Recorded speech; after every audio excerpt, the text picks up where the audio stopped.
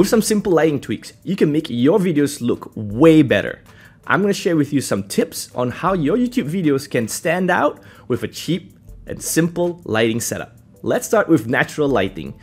It's free for everybody, so you just need to stand next to a window and you're good to go. One tip I have is to not point the lens towards the sun.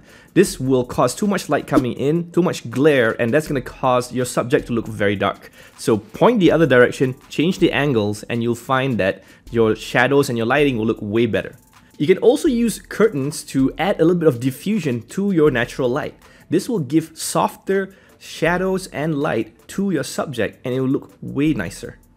Now, the downside of using natural light is, of course, you can't control the weather. You can't control the timing of sunrise and sunset. So you have to plan ahead and match the timing of your recording with the sunlight that's outside. One way to go around this is to use artificial lights. So let's talk about that right now. The first step to using artificial lights is to start from zero. And that means turning off all your light sources. Even when you're inside your room during the day, close all your curtains and prevent any sunlight from coming in. Just make sure you don't trip in the dark, okay? Now let's start by adding your first light, which is the key light. This is also known as the main light, so it is the brightest source of light within your scene. Every other light source, if you decide to use 2, 3, or 4 more lights, it doesn't matter. Those other lights will be planned and added after starting with the key light. There are different types of lights that you can use, but one of the easiest ones to start off with would be a ring light.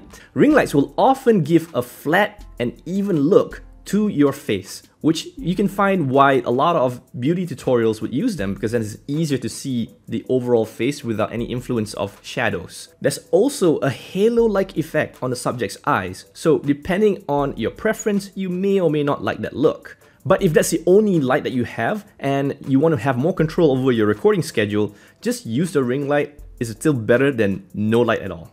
In terms of setting up the ring light, you just need to have a power source nearby, plug it in, position it near you, and you're good to go. Now, ring lights usually have phone mounts as well, so it can double as your tripod, and this will save you some money so you don't have to buy a separate tripod when you're just starting out. Another option is to use LED panel lights. The one that I'm using right now is from ESDDI. It's a bicolor light panel, but unfortunately, I don't think they're manufacturing it anymore. So no worries, I'll leave some alternatives for you. Link will be in the description below. Now, if you are looking for LED panel lights, I do recommend that you check their features, and they should have at least some of these things that I mentioned.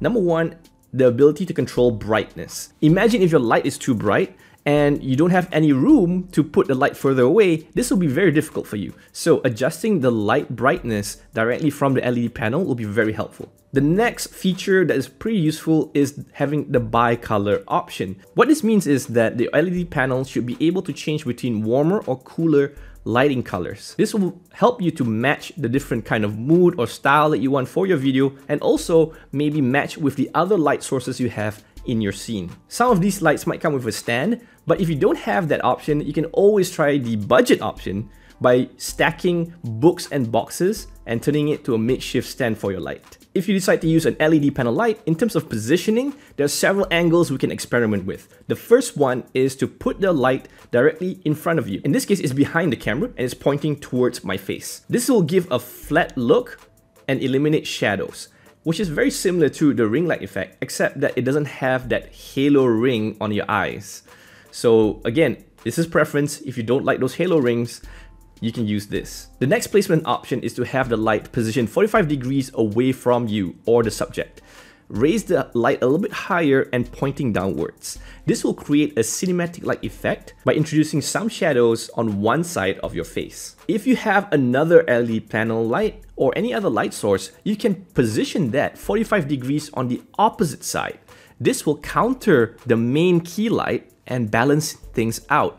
So this is often called the fill light, because what it's doing is filling in the shadows on the opposite side to not make it too harsh or too dark. When it comes to these kind of lighting positions and also lighting styles, There are no strict rules here.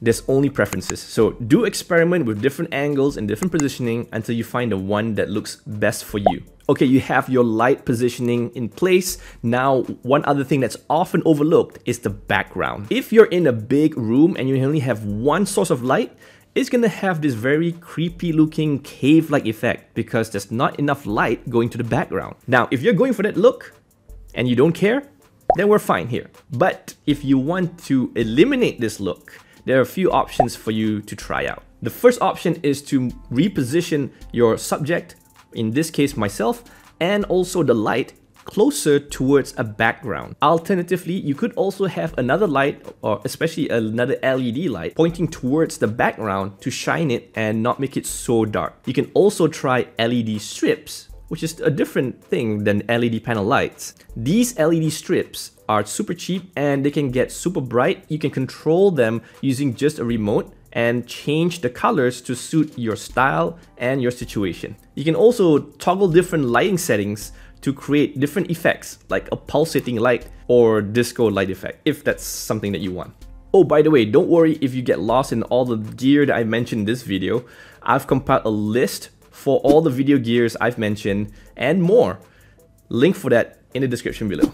Now, with all this lighting tips and setup, you might be thinking about how to get better video quality when recording with a smartphone. If yes, you can check out this video right here.